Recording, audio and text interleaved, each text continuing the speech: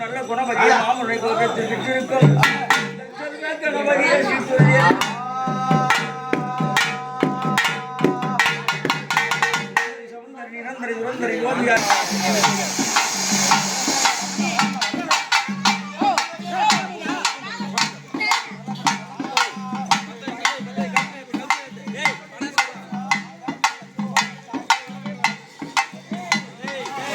ನಿಮ್ತ್ರ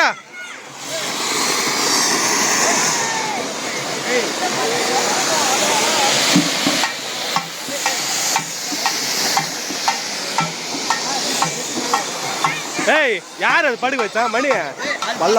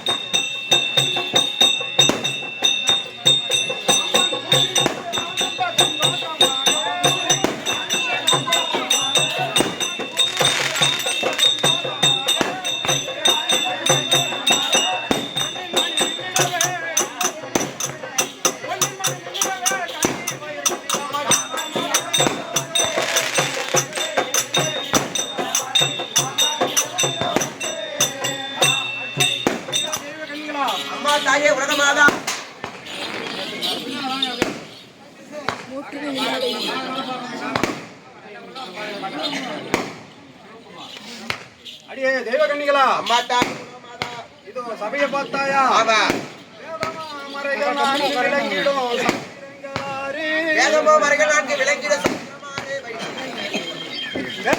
மறைகள் நான்கு விளங்கிடும் சாஸ்திரங்கள் ஓதவே மட்டும் உள்ளதை கட்டுணர்ந்தோர் தீதிலா விலாசம் பார்க்க தந்து விலாசம் பார்க்க கோயிலா சபையோ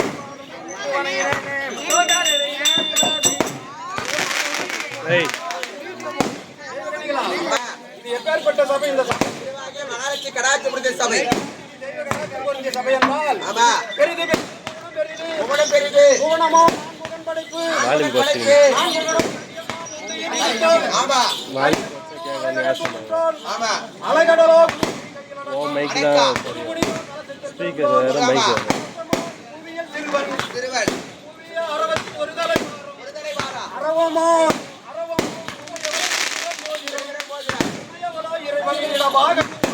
ஆமா தொண்டரின் தொடக்கம் இந்த தொண்டரின் பெருமையை சொல்லவும் பெரிது என்று அவர்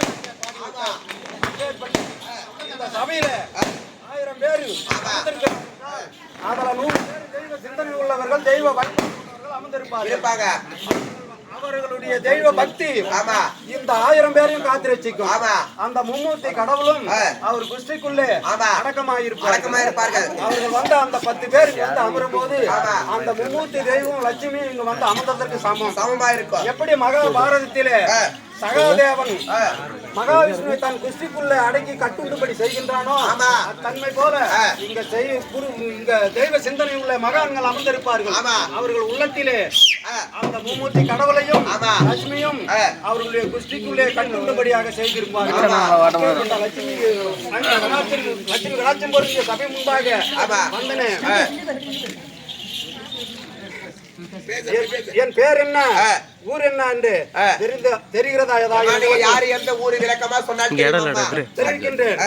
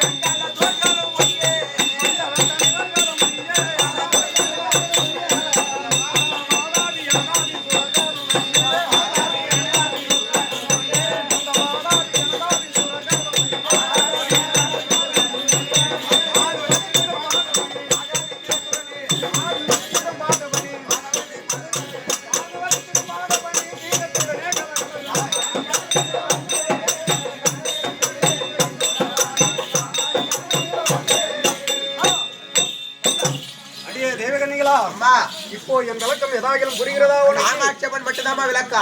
அதோ என்ன வைகுந்தர் ஸ்ரீமன் நாராயணனுக்கு தங்கையாகவும் வெள்ளிங்கிரிய கைலங்கிரியாக குடிகொண்டு வாசம் செய்து வரக்கூடிய பரம கடவுளுக்கு பாரியாளாக விளங்கி வரக்கூடிய உமா பார்வதி இப்போ இந்த உருவோட தோற்றத்தோட என்ன பார்த்தா உமா பார்வதி போல காட்சி அளிக்கின்றனா? இல்லையம்மா, இல்லை. அப்போ எப்போ வந்தது இந்த உருவு? எப்படி வந்தது? எதற்காக வந்தது? இதோ தெரிவிக்கின்றேன்மா. மக்கள் வந்த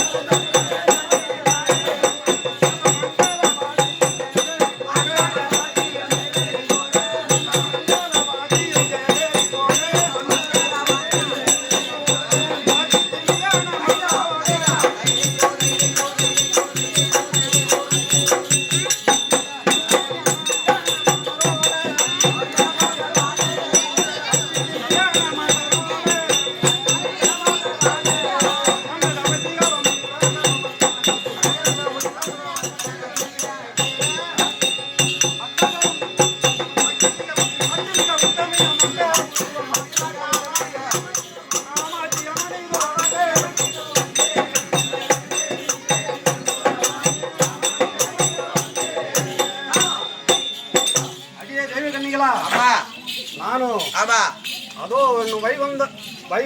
கைலாயத்திலே ஆமா என் பதியாகிய பரமகடவுளும் நானும் கைலாயத்தில் அமர்ந்திருக்கும் போது ஆமா.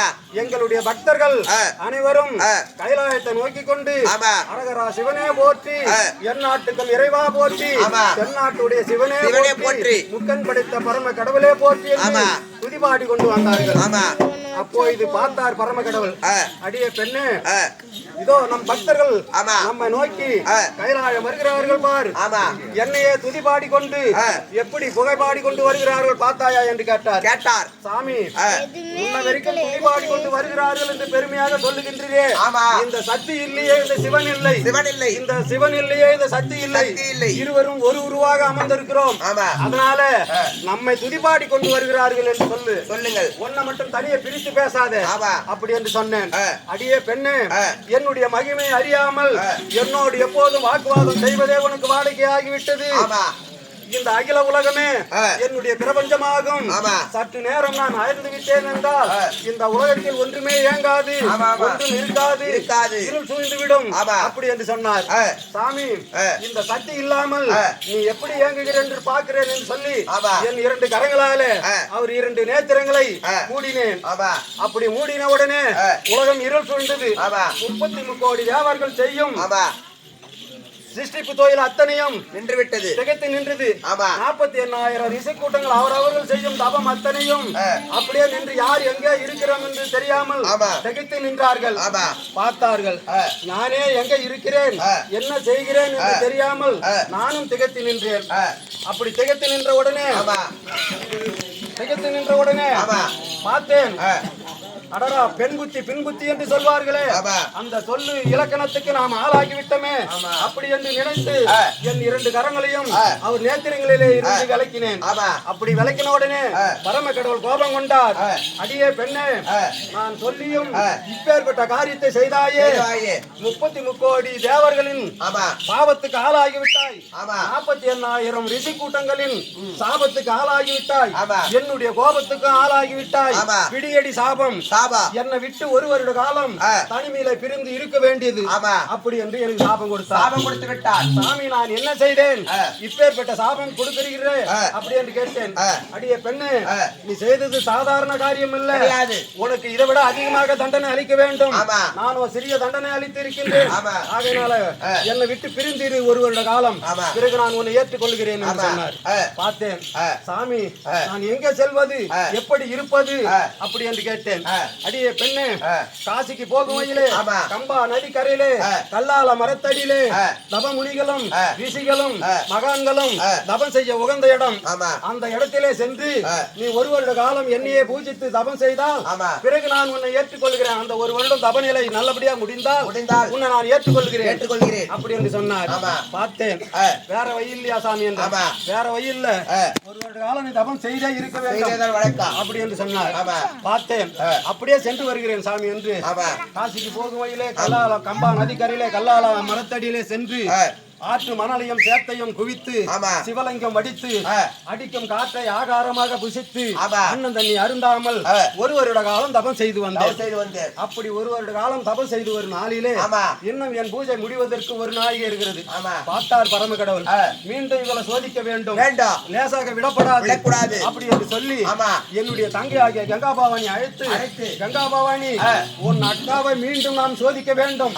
அதனால நீ அங்கு சென்று அவள் தபம் செய்ய இடத்துல காற்று மழையாக அடித்து அவன் தபத்தை கலைக்க வேண்டும் அப்படி என்று சொன்னார்.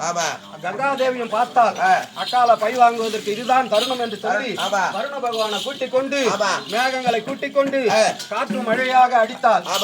அடித்த உடனே வெள்ளமும் மழையுமாக கலந்து ஆறு பெருகி ஓடி வந்தது. பார்த்தேன், நம் பூஜை கலந்து விடுமே அப்படி என்று சொல்லி என் முந்தானியை விரித்து பூஜை பொருள்களையும் சிவலிங்கத்தையும் என் மார்போடு அணைத்து பிடித்தேன். அப்படி பிடித்த உடனே என் சனமாகப்பட்டது சிவலிங்கத்தின் மீது பட்ட உடனே சிவலிங்கத்தில் இருந்து பரம கடவுள் படீர் என்று வெடித்து எழுந்து, அடியே பெண்ணே, நீ வந்து சீக்கிரம் என்ன சேர வேண்டும் என்று சொல்லி நான் நான் கைலாயத்திலே சிவயோகம் செய்து கொண்டிருக்கிறேன். ஆமா. என் பூஜை முடிவதற்கு இன்னும் ஒரு நாழிகை இருக்கிறது. உன் பூஜை முடிவதற்கு இன்னும் அரைநாழிகை இருக்கிறது. அதனால இதற்குள்ளேயே காமம் பிறந்து காமத்தால் என்னை கட்டி பிடிக்கின்றாயே. காமத்தால் என்னை கட்டி பிடிக்கின்றாயே. இன்றிலிருந்து நீ காம இச்சையாக போக கடவுது பிடியடி சாபம் கொடுத்தார். ஆமா சாமி, நான் என்ன செய்து விட்டேன்? என் பூஜை பொருள் கலைந்து விடும், உன்னுடைய சிவலிங்கம் கலைந்து விடும். அப்படி என்ற எண்ணத்தோடு நான் என் மார்போடு கட்டி அணைத்தனை தவிர காமம் பிறந்து கட்டி பிடிக்கவில்லை என்று சொன்னேன். நான் எவ்வளவு சொல்லியும் ஏற்கவில்லை பரம கடவுள். அடியே பெண்ணு, என் தேகமெல்லாம் வெறுகிறது, என்னுடைய சிவயோகமே கலைந்து விட்டது. அதனால இதுதான் தண்டனை, என்னை விட்டு பிரிந்து ஒரு வருட காலம் நீ வாழ கடவுது அப்படி என்று சொன்னார். சாமி, நான் மீண்டும் எங்கே செல்வது, எப்படி இருப்பது என்று கேட்டேன். அடியே பெண்ணே, திருவண்ணாமலை அருகே அருணாம்பதி என்ற ஊரிலே பச்சைவாழை பந்தல் அமைத்து அங்கே மீண்டும் ஒரு வருட காலம் தபம் செய்தால் உன்னை நான் மீண்டும் ஏற்றுக்கொள்கிறேன். அந்த தபம் பூர்த்தியானால் உன்னை நான் ஏற்றுக்கொள்கிறேன் என்று சொன்னார். அப்படி சொல்லும் பொழுது அப்படி பச்சைவாழை பந்தல் அமைத்து ஒரு வருட காலம் பூஜை செய்யும்படியாக நான் அருணாம்பதிக்கு சென்றேன். சென்ற உடனே முதலிலே தான் தனியே சென்று நாம் பல சங்கடங்களை அனுபவித்து விட்டோமே அப்படி என்று சொல்லி என் இளைய குமாரனாகிய ஆறுமுகனை அழைத்துக் கொண்டு துணைக்கு சென்று அங்கே தபம் செய்து அங்கே தபம் செய்ய வேலையில அங்கேயும் என்னை சும்மா வைக்கவில்லை. ஆகாய சூரன், பாதாள சூரன், அக்னி வீரன் அப்படி என்று பல அசுராதிகளை 7 வீரன் உற்பனம் செய்து ஏவி விட்டார் பரம கடவுள். நானும் குளிப்பதற்கு ஜலம் இல்லாமல் படிக்க ஆக்கினார். இப்படி எல்லாம் ஆக்கின உடனே என் மகனை மைந்தனை முருக பெருமானை அந்த அசுராதிகள் வந்து அடியோ தண்டமாக அடித்து கட்டினார்கள். அப்படியெல்லாம் செய்யும் போது பார்த்தேன். அங்கே கம்பா நதிக்கரைக்கு சென்றோம். அப்பேற்பட்ட சதி சர்ப்பணங்களை சந்தித்தோம். இங்கே வந்தோம், இங்கேயும் பெரிய சதிய சர்ப்பணங்களை சந்திக்கிறோமே அப்படி என்று சொல்லி என் அண்ணன் மாலாகிய கண்ணனை தோத்தரத்தேன். என் அண்ணன் மாலாகிய கண்ணன் வந்தார். இது யார் செய்த வேலை என்று ஞானத்தால் அறிந்தார். நம் மைத்துனன் செய்யக்கூடிய வேலைதான் இது அப்படி என்று மைத்துனனை அழைத்தார். மைத்துனா, நீ செய்வது சரியில்லை, மீண்டும் மீண்டும் என் தங்கையை சோதிக்கிறாய், இதற்கு மேலே சோதிக்காத அப்படி என்று அவர் ஒரு அரக்கனாக உருவெடுத்து அந்த பரமனால் ஏகப்பட்ட அசுராதிகளை அடித்து விரட்டி என் கணவராகிய பரம கடவுள் அழைத்து சமாதானம் சொல்லி இருவரும் சேர்ந்து 7 முனிவர்களாக உருவெடுத்து எனக்கு காவலாக அமர்ந்து என்னை பச்சைவாய் அம்மனாக அமரும்படி செய்து இந்த பாமர மக்களுக்கு இந்தியில் இருந்து நீ பச்சையம்மனாக காட்சி அளிக்க வேண்டும் அப்படி என்று அருள் பாலித்தார்கள். அன்றிலிருந்து பச்சையம்மனாக அருள் பாலிக்கிறேன். முதலிலே சொன்ன காம இச்சையாக போகும்படி சபித்தாரு கம்பா நதிக்கரையில. சாமி, நான் எப்போ வந்து சேர வேண்டும் என்று கேட்டனே. கேட்டதற்கு மீண்டும் ஒரு வருட காலம் தபம் செய்ய வேண்டும் சொல்லிவிட்டார். அப்போது 2 தபமும் முடிந்த உடனே இப்போ இது அதோட இருக்கட்டும், இப்போ இது இப்பேற்பட்ட உருவோட வந்திருக்கிறேன். எதற்காக வந்திறேன், என்ன செய்ய வேண்டும் இதை தெரிவிக்கிறேன்.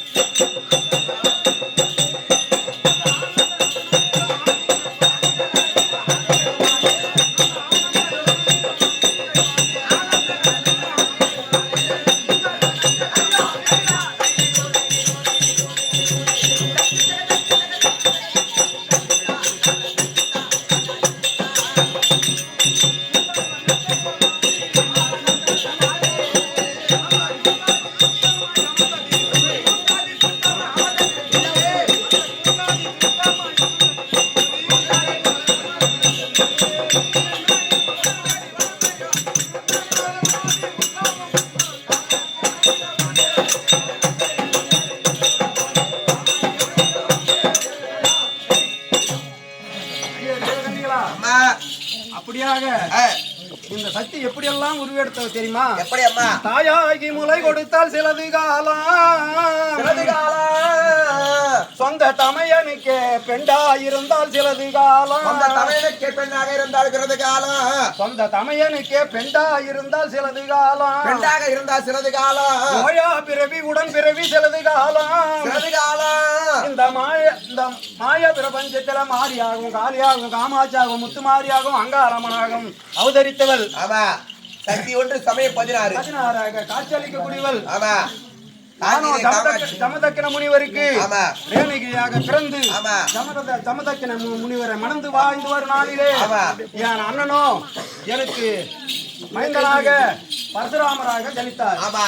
அப்படி பிறந்து பல அசுராதிகளை அழித்து நானும் கங்கை கரையிலே சோரம் போய்விட்டேன் என்று தந்தை சொல்லுக்கு மிக்க மந்திரம் இல்லை, ஆயில் சிறந்த கோவிலும் இல்லை, இலக்கணத்துக்கு உதாரணமாக என்னுடைய தலையை கொய்து எனக்கு மீண்டும் வண்ணாத்தி தலையை எனக்கும் என் உடலை வண்ணாத்திக்கம் பொருத்தி தந்தையிடம் உயிர் பிச்சை கேட்டு எனக்கு உயிர்ப்பு கொடுத்தார். அப்படி உயிர்ப்பு கொடுத்த உடனே அன்றிலிருந்து இந்த உலகத்தில் முத்து மாரியாக அமர்ந்து இந்த பாமர மக்களுக்கு காட்சி அளிக்கும்படியாக என் அண்ணனும் கணவரும் சேர்ந்து காட்சி அளித்தார்கள். உடல் மாறி முத்து மாரியாக ஓயா பிறவி உடன் பிறவி சிலது காலம் இந்த மாய பிரபஞ்சத்துல மாரியாகவும் காலியாகவும் அவதரித்தவள். சொந்த தமையனுக்கு பெண்டா இருந்தால் சிலது காலம் என்றால் என் அண்ணன் ராமராக பிறக்கும் போது நான் சீதா பிராட்டியாக பிறந்து என் கணவரின் சிற்றண்ணன் சொற்படி என் கணவர் 14 வருடம் கானகம் செல்ல நானும் கூடவே கானகம் 14 ஆண்டு கானகம் செல்ல அப்படி செல்லும் போது என்னை ராவணன் இந்த சீதையை சிறைப்பிடித்து செல்ல அப்போ இது என் கணவராகப்பட்டவர் வானர படையுடன் அந்த இலங்கையிலே வாழக்கூடிய ராவணன் மீது படையெடுத்து 3.5 கோடி ஆயுள் பெற்ற ராவணனையும் கும்பகர்ணனையும் அழித்து ஒருவனுக்கு ஒருத்தி என்ற ஏகபத்தினி விரதத்தை முடித்து இந்த பாமர மக்களுக்கு நிலைநாட்டியவர் ராமபிரான். அப்படி எல்லாம் அவதரித்து வந்திருக்கும் வேலையிலே இன்றைய தினத்திலே நாம் என்ன செய்ய வேண்டும், எங்க செல்ல வேண்டும் தெரியுமா?